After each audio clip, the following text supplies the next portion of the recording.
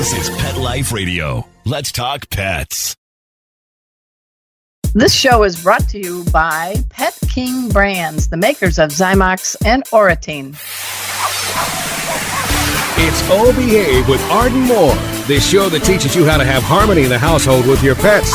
Join Arden as she travels coast to coast to help millions better understand why cats and dogs do what they do.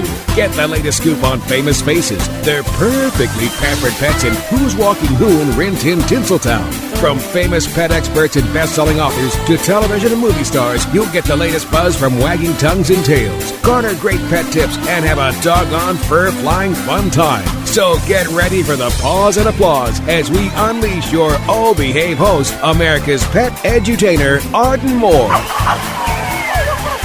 Welcome to the Oh Behave show on Pet Life Radio. I'm your host, Arden Moore. Got cat? You're in good company. More and more people are adopting kittens and cats and discovering all the fine feline qualities these purr machines bring to our lives. Now, here comes the second question. How well do you speak cat? And we'll just throw this one in here too. How well are you at meeting your cat's needs?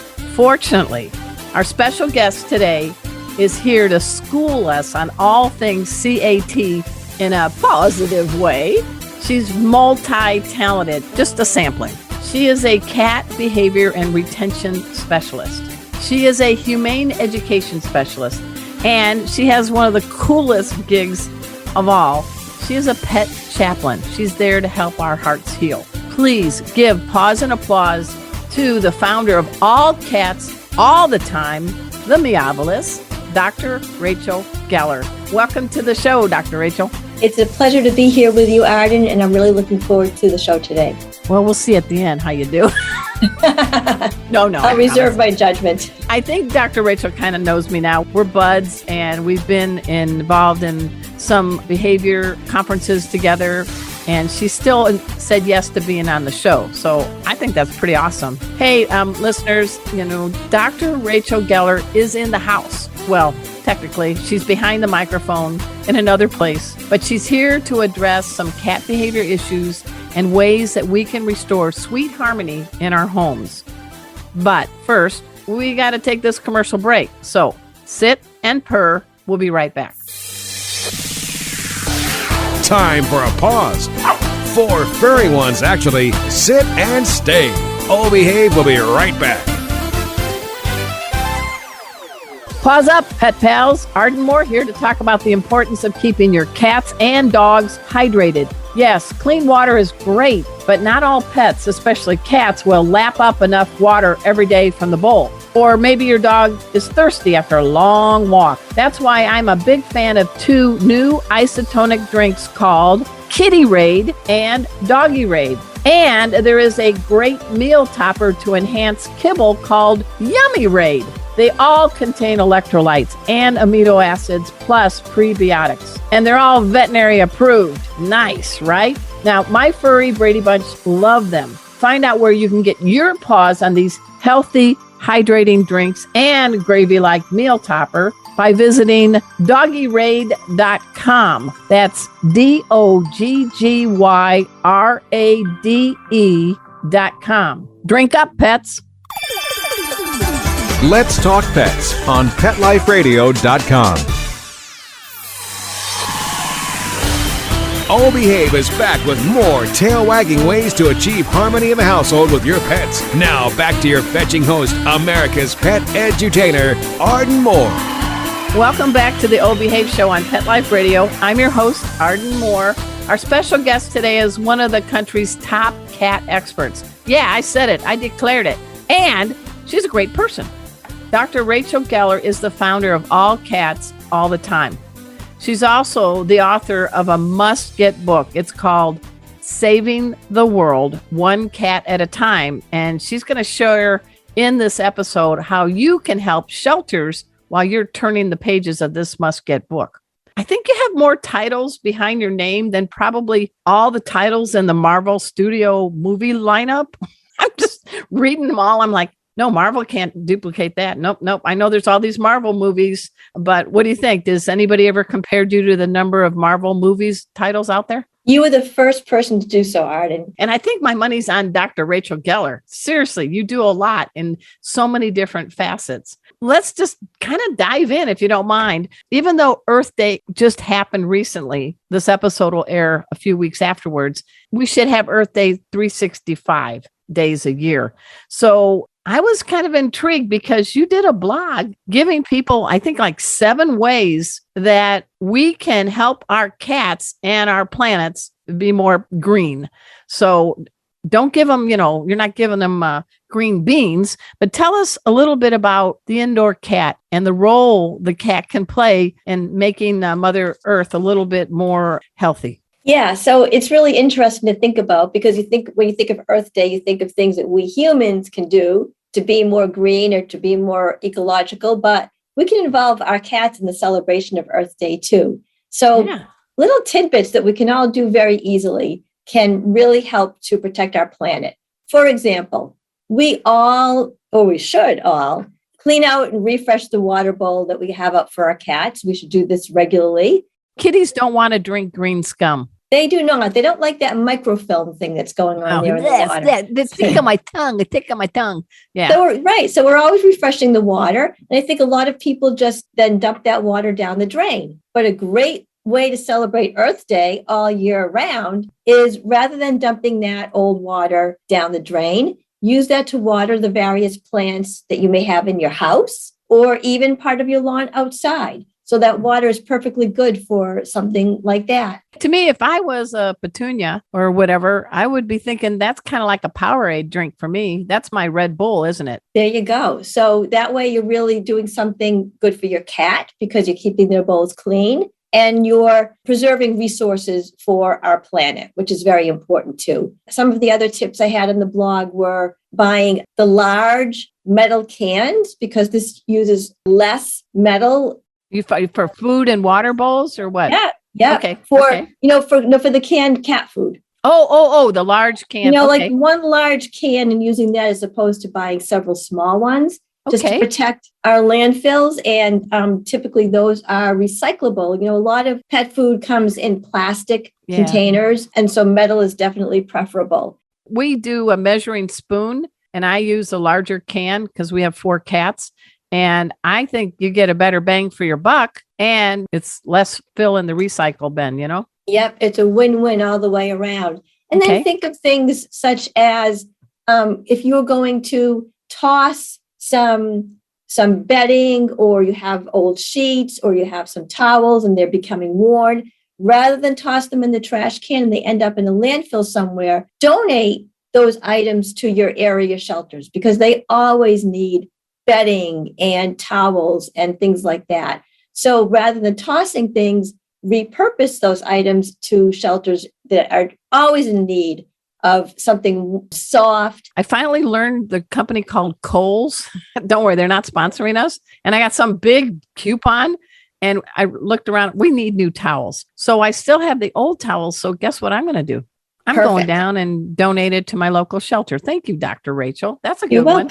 Hey, let's get stinky because I actually use a litter genie to put things in, but a lot of folks get plastic bags. It's a must do to clean and scoop the litter every day. It's something we just love. I dare somebody out there to put on their tax return occupation, litter box scooper. I guarantee there will be an audit for that. Yeah, probably. Don't do it. Don't do it, listeners. All right. Well, tell us a little bit about how we can be earth friendly in that fun time of bathroom duties for our kitties. There are plastic bags everywhere you look, right? I mean, they give them to you at the grocery store. Typically, a newspaper might come in a plastic bag. You can reuse some of the baggies that you use for school lunches, etc. So rather than buying extra plastic bags for your poop scooping, use bags that you already have. Reuse plastic bags that maybe had one purpose, but will certainly be fine to use for the litter box cleaning. So think about it. Chances are you have plastic bags in your home right now that are going unused. We all do.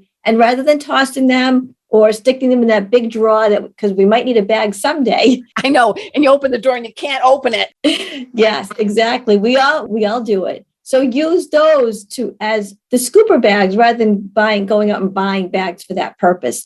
And the other thing you can do too is have one big bag and then just scoop the poop into that one big bag. And at the end of the week, just throw that out. So there are several ways. Just make sure you seal it, guys, so you don't have the cat litter aroma wafting Yes. into your living room. Yes, very important.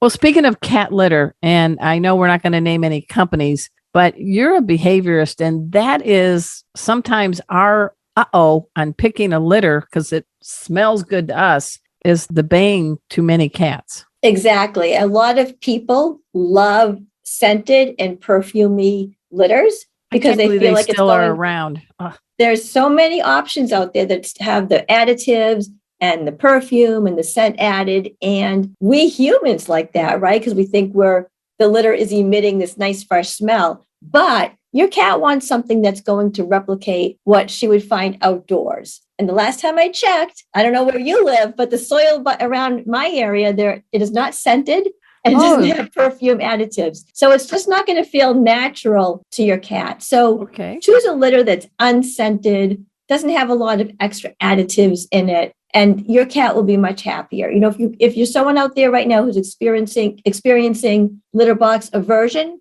that's one of the first things I tell people. You know, are you using a litter that's very perfumey, overly scented? That could cause a cat not to use the box because it just won't feel natural to the cat. On the flip side, on the opposite spectrum of these perfumed stay away from litters, there's been a lot of attempts to be eco-friendly in the type of material used for cat litter, but the vote belongs to the cat, right? With substrate. Tell us about that. Yes. And how we can experiment and maybe get eco-friendly litter types. Yes. I mean, at the end of the day, you want to use a litter that your cat likes and your cat is going to use. That's a huge, big deal. But let's say you wanted to try a litter that was more eco-friendly, something that didn't have additives in it. What I would suggest is, so in general, you never want to go from 0 to 60 when it comes to cats. No, Cats that's not a cat motto. I never see cats with little tattoos that say 0 to 60 now, me now. Exactly. Your cats like routine, cats like predictability, cats don't like change. So if your current litter, you're thinking, you know, it would be nice to go a little bit more green. Okay. So you choose a new litter that doesn't have all the additives. It's more natural and slowly mix it in. So start off with 75% old litter, 25% new litter. Leave it that way for a few days. Then you can move down to maybe like 60 old, 40 new. Let the cat get used to that. Then you can go to 50-50. And you see where I'm going with this. Yeah, I do. So what are some of the materials that are out there that you like that are eco-friendly for litter? There are litters that are made up of little pieces of shredded paper. And I find a lot of cats like that because it absorbs well, it's soft to their touch, and that's something that's completely recyclable. So that's always a nice option. Being a former newspaper reporter, I think many of my articles were probably in litter pans back in the day. Okay. And so we got paper. What other things? There are lots of other like natural options. There are litters based on like corn. There are litters based on pine. So, and all of these are completely available at any pet supply store. You know, the things that I'm suggesting aren't something you need to special order. They're not any more expensive. So, you know, do a little bit of label reading. And as long as you see there aren't scents added, silica dust, that's a lot of stuff that silica is often added into many litters. Yeah. And like I said, perfumes and things like that. That could cause respiratory issues, right? Yes, it causes a lot of, you know, like dust, and it's just not a good thing to breathe in. And since you're all cleaning your litter boxes regularly, that's something to think about. Raise a paw, everybody out there. Come on, you're doing good. Now, speaking of that, it's a good segue to cleaning materials. In my pet first aid class, which thank you for taking Pet First Aid for You, I tell people that products that are killing the coronavirus and other cooties in our house typically have bleach and ammonia. But on the paws of a cat or inhaled in the nose of a cat, those are pretty seriously damning, right? Yes. I mean, those are very strong substances made for humans to use to kill human germs and human dirt. And they're really not cat friendly. Yeah. And you really don't need something that strong, especially if you are cleaning your litter box regularly. So just some water with an all natural, you know, detergent or soap is fine. Make sure you rinse the box really well after you've cleaned it. And that's really all you need. What about white vinegar? I feel like my grandma. Anything that's natural and anything that will clean up the odor and will clean up any, little goodies there in the litter box is completely fine. And here's one of my favorites that you talked about, to be Earth Day celebrating all year long. Many of us during COVID became really good friends with our delivery people. I'm specifically talking about Amazon and Chewy.com. There's a lot of cardboard boxes out there. Now, let's think like a cat. And we have a cat expert here in Dr. Rachel Geller. Why are the cats doing like flips and purring like crazy when you empty that box of its contents? Yeah, so I tell people all the time when I'm working with them, like, let's put those Amazon boxes to good use. So they can be so many things. So first of all, a box can definitely be repurposed as a delightful little cat bed. Nice. Just put a cozy quilt in there, a small blanket, and voila, you have a cat bed without buying. You probably won't get Martha Stewart to give you a blue ribbon, though. That's true. I mean, it won't be as pretty to look at maybe, but it's just as functional. And it's definitely earth friendly. So you're reusing something rather than buying, a bed from a pet supply store that can't be recycled when you're done with it. So a box is a great way to go. But you can also use the cardboard boxes for cat to cat introductions. So let's say that you have your resident cat and now you have your newcomer and you want to sort of monitor those interactions and be ready if there are any intimidation or posturing. That's what we call it. Yeah. Kisses. And so a piece of cardboard placed between the two cats is a great, simple way to stop that destructive cycle of aggression or intimidation from, coming alive. Yeah. It's kind of like the human version of fences make good neighbors. Exactly. So I even tell people, let's say you have a new cat in the sanctuary room and you have a door dasher. Every time you come in, that cat wants to run out. If you lead in with a piece of cardboard in front of you, that can really be a great deterrent from that happening. So lots of ways we can reuse those Amazon boxes that, yes, during COVID, between the deliveries and people trying new things and not wanting to go to stores, I think we all have a surplus right now of boxes. I like this practicality. Definitely put them to good use. Yes. Hey, everyone. We're speaking with Dr. Rachel Geller. She is here to help us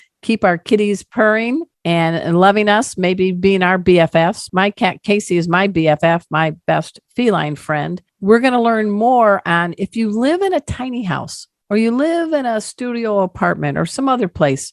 There are some ideas the good doctor's going to unleash after we take this commercial break on how to make it really home sweet home for your cat. So sit and purr. We'll be right back.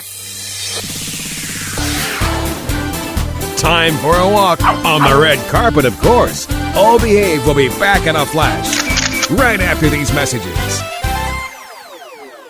Hey, pet pals, Arden Moore here. Is your dog or cat prone to ear infections? Does your pet resist having his ears cleaned when they're inflamed or irritated? Are you also concerned about the overuse of antibiotics? Help is here. Zymox ear care products offer soothing relief. And hey, you're going to love this part. They don't require the ear to be cleaned before you apply the drops. It's as easy as fill, rub, and done. That means less touching of those sensitive ears to help create a soothing, fear-free experience. Apply just once a day. Zymox gets its effectiveness from enzymes, not antibiotics. That means no side effects and no antibiotic resistance. You can find these veterinary recommended products at your veterinary clinic, most pet specialty retailers, and online. And here's a real treat. Yeah, I did say the word treat. Save 20% off any Zymox or Oratine product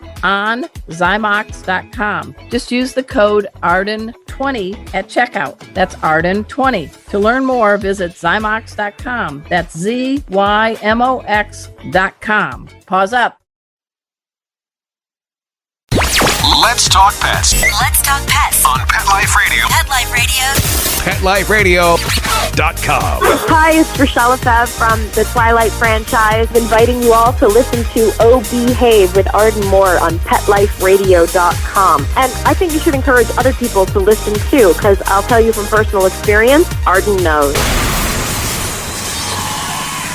We're back from the lot. Just checked the paper and we had a record showing at the box. The letterbox, that is. Now back to Oh Behave. Here's Arden. Welcome back to the Oh Behave Show on Pet Life Radio. I'm your host, Arden Moore. I am learning a lot of cool things, cat hacks, I guess. And I'm not talking about like a hairball, but cat tricks that don't cost a lot of money that will bring you and your kitty together under the same roof in purring harmony. Did I say that right? I love it. You worded it perfectly. Perfectly. So let's move on, because not everybody lives in a mansion. And I used to joke years ago that dogs would like to live on a bowling alley. And if cats, this is how old I am, cats would live in a phone booth and they'd be happy.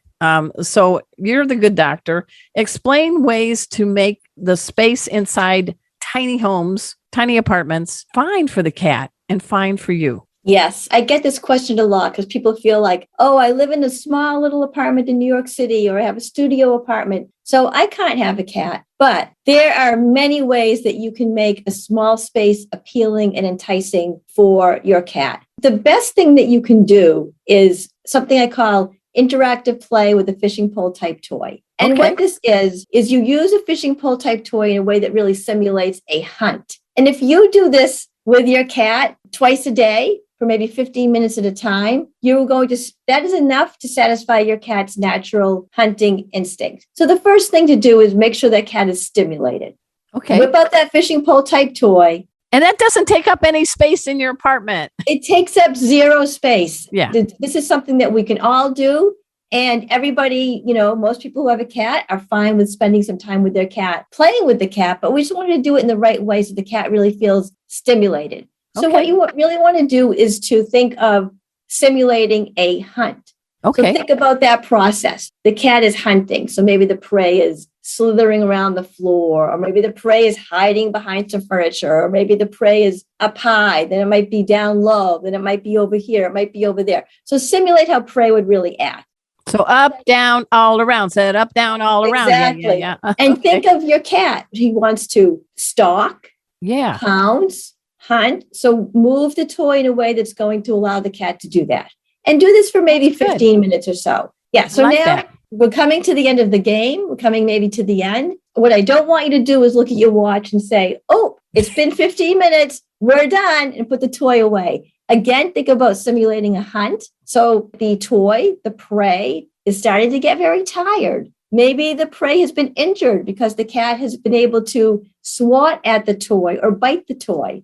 And eventually the prey will die. Now what I want you to do is follow this capture with a yummy treat. Okay. Immediately. We have that final capture. We now give the cat a little bit of food. So we have just simulated a successful hunt. Good. If we just do this once or twice a day, that is enough for your cat to feel stimulated. And this does not require a lot of space to do this game. Do you put on some Lion King music at the end? You could, if that gets you into the spirit. Absolutely. Yeah. I like that because I'm in a tiny office right now, which is a backyard office called Ard's Den. It's 200 square foot. Talk about vertical, because I have devoted more space in this tiny house to my 2 dogs and my 4 cats, 5 of which are in here right now. So talk about, we forget to look up, don't we? We forget to look up because we look at our world horizontally. Right? Okay. Our desk is on the floor. Our refrigerator is on the floor. We think of the room we have in our house by what's on the floor. But your cat is completely different. Your cat thinks in vertical terms. So they want elevation. Now, the more elevation and vertical space you can provide in your small apartment, the better. Because that's this way your cat can actually feel like she's navigating this very long, far away journey if there's plenty of vertical space for the cat to circle around on. Okay. So maybe you can't get a cat tree if you have a small space, but window perches don't take up any floor space. That's and good. Look around your home. I bet you have some shelving that's going unused. And I bet you have some tops of storage containers or backs of the sofa or the back of a chair that can all be repurposed into vertical space. So the top of a storage container, you can put a little quilt there. Now we have some vertical space. If you can put some shelving along the wall or repurpose shelving you have that's just sitting there, that can be vertical space. So I find most people have existing vertical space that they don't really think about that can absolutely be repurposed for the cat's use. And again, vertical space is a way that a cat can feel like she's going on a very long journey. She's going to faraway lands right in your very own. And she can look down on us. Come on. That's another thing. They can look down on us. That's very important. And the yes, dog. they can. Yes. This way your cat can lord over her kingdom, which is very important. Well, I have a corner desk right now I'm seated at, and it's got a hutch. And right above me, of course, I put a cat bed with a non-slick backing, and my cat Casey's up there. Next to me is a window with a window ledge with a cat perch. My futon has one end table, and 3/4 of it's consumed by a cat bed. You starting to get the picture here? Am I doing get the right picture. thing? And I know so many people think I don't have room for one of those big, bulky cat trees. But as I said, you can definitely make plenty of vertical space without a big, giant cat tree. Well, speaking of cat trees and things, some cats, I mean, they nap. They want to have a chance to get away from the kids or you or all the Netflix that you're trying to, watch in one setting. What are some things we can do in our house, even our tiny, small houses, as far as quiet spaces or hiding spaces? Well, we can go back to those Amazon boxes, and they make terrific little quiet and hiding spaces. I also like things like the cat tunnels. Oh, yeah. Put a cat tunnel on the floor. Cats really love those. They can go in there and kind of curl up. There are cat cubes too that cats really love. But again, if you're a DIYer or on a budget, a box will absolutely fulfill this need.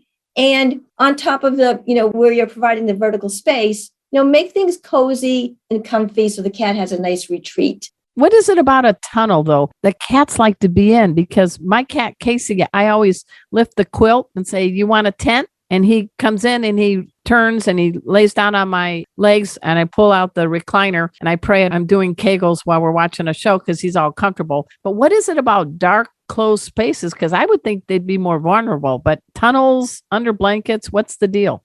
Yeah, cats really feel secure when they're in small, tight places. It's territory is such a big thing for a cat. And when they can minimize their territory and feel small and safe and secure in one little spot, they find that very comforting. And it's funny because so many times when I'm working with clients and they say, start up your new cat in a small room. Oh, the cat will be so unhappy in that little room. But guess what? If you let the cat out, that cat is going to find the littlest, smallest, behind the refrigerator. To hide in. Exactly. And the cat's going to create her own small space. So cats really do like to be, wedged into these little spots. It feels very comforting. It feels very safe and secure. And I really think what they like most about the tunnel is there are two means of egress. Oh, so if they are in the tunnel and, some type of an opponent, it can be a companion cat. It can be real or imagined. But if they think this an opponent or an invader in one end, they can skedaddle on the other end. So I think that's why one of the big reasons they really love the tunnels. I wish this show was longer, but we've got some time because I do want to let everybody know her book, Saving the World One Cat at a Time. We're going to let her tell you how, if you purchase this, you're going to do something great for a shelter. But tell us a little bit about the premise of the book and what's made you decide to donate all proceeds, 100%. So my book is called Saving the World One Cat at a Time, and it is available on Amazon.com. You can also go to my website, drrachelcatbehavior.com, and click buy the book. Yeah, drrachelcatbehavior.com. I just wanted to say it again. Thank you. Yeah. And so not only will you learn a little about me and a lot about cats, but I donate 100% of the proceeds from my book to cat shelters or to cat grantors. So, for example, I just donated the proceeds from my book to the Community Cats podcast, which Arden and I were together on a day-long webinar all about cat behavior. Your title was on setting up a cat behavior and retention program for your shelter and rescue. It was a great presentation. Thank you. And so during that period of time, I donated all the proceeds from book sales to that program. And as I said, for me, it was a labor of love.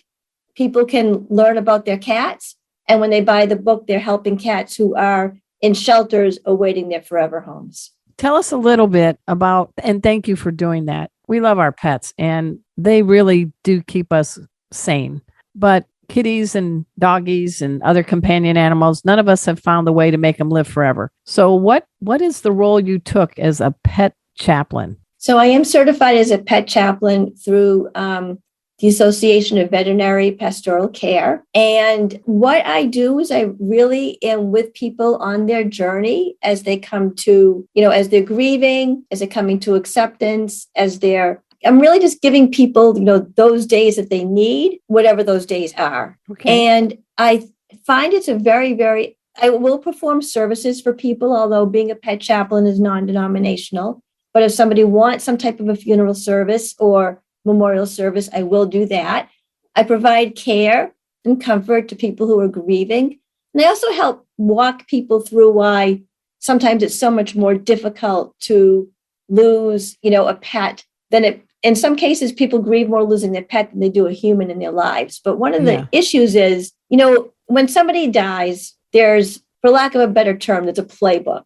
We all know what to do, right? Yeah, you're right. Go to visiting hours. We send a card. The person who had a loss has a status as the bereaved, and there's a bereavement period, and everybody understands, and we know what to do. But when someone loses a pet, people aren't always sure what to do. And to make matters worse, people who don't have pets might say things like, oh, it was just a cat, you can get another one. It was just a dog, you can get another one. And there's actually a term for this. It's called disenfranchised grief. Say that again. What is disenfranchised grief? Okay. So people who lose a cat or a dog, not only are completely, enveloped in unbearable sadness, but often they don't get the same supports they get from the community or society as if they were losing or lost a human companion, because it just doesn't have that same status. You don't get the 5 days off from work, and you don't get the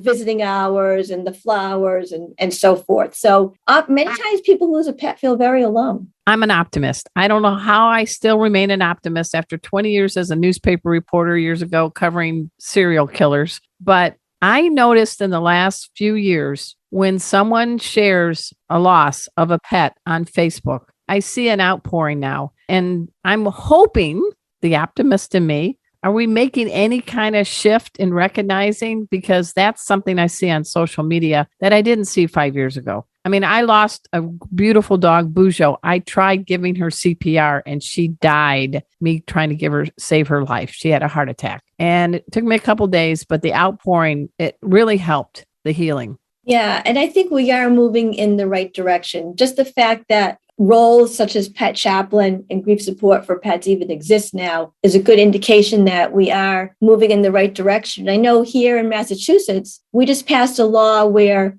the canine dogs who serve with police can get the same, if they die in the line of duty, they will now be treated the same way as the actual police officers. And so that's a huge new development in this area. Prior to this law, if the dog maybe was shot or hurt in some way, the ambulance wasn't even allowed to give that dog a ride to the closest vet emergency room because it was a dog and not an officer. So the fact that that we're moving in this direction, that we're looking at these canines as important, public protectors that should be given the same treatment and respect as the human protectors, I think is a huge big deal. I love that. Thank you for sharing that. Before we end, we got to do something that shares that she's not all work and no play. So I want you to share a couple of things that might surprise people about what you do. And I'm going to do this right now because you can see it. So tell us what would surprise people.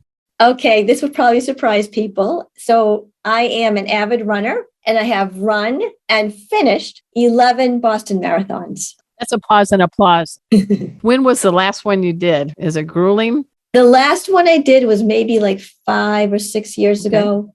So tell us about the mind, the mental game, because you got, obviously your heart, lungs, legs got to move, but there's a mental game. Years ago, people will laugh. Yes, I did date a marathoner, Bob. Hello, Bob. And he did run the marathon in Boston. That's like the runner's equivalent to the Masters for golf lovers. So, and you're right in that area. So what is the mental game and how has running made you a stronger person? Well, you're right. In addition to the physical training, which is a lot, I found it was be really important before I started any race, but particularly the marathon. I always used to visualize myself crossing the finish line. Okay. So anytime, I would feel a little tired or things were getting long, I would go to that happy place of me crossing the line and throwing up my hands in celebration and being so proud and being so happy. And that would seem to bring me back to the moment. But another thing I did was I break it up into little parts. Okay. When I get to this juncture in the marathon, okay, I've gotten that down. When I get to Wellesley College, that's another signpost that I'm moving right along. So they were like little,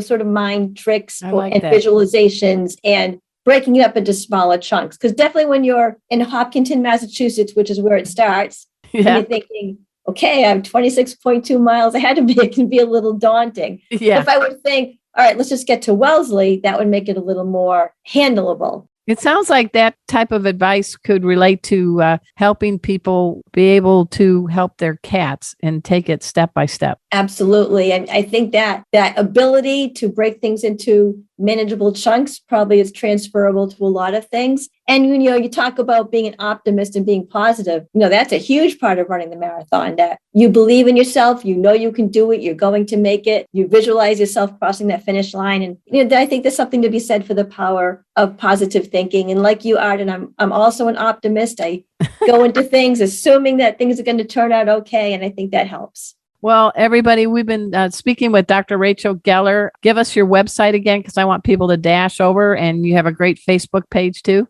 Yes, dash over to drrachelcatbehavior.com. All right. And I'm so glad to call you my friend. Thank you for taking my Pet First Aid class.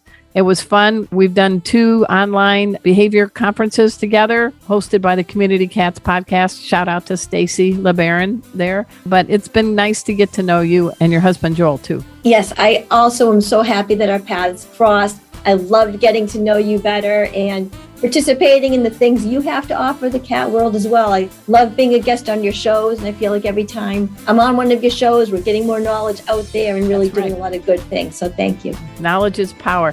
And hey, can't do this show without my radio husband. We're talking Mark Winter, the executive producer of Pet Life Radio. We are the largest pet radio network on the planet. And humbly, Oh Behave has been on the air since 2007. We're the longest continuously running pet podcast. Phew, he's probably checking my pee popping right now. But he is a surgeon of sound. We have a lot of great shows on the network. I want you to check them all out. Humbly go to ardenmoore.com. and check me out and my Pet First Aid for You program. And until next time, this is your flea-free host, Arden Moore, delivering just 2 words to all you 2, 3, and 4-leggers out there. Oh, behave.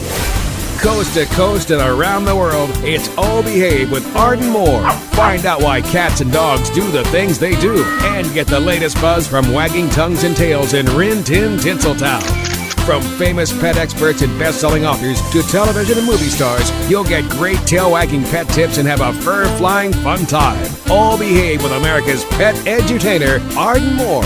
Every week on demand, only on PetLifeRadio.com.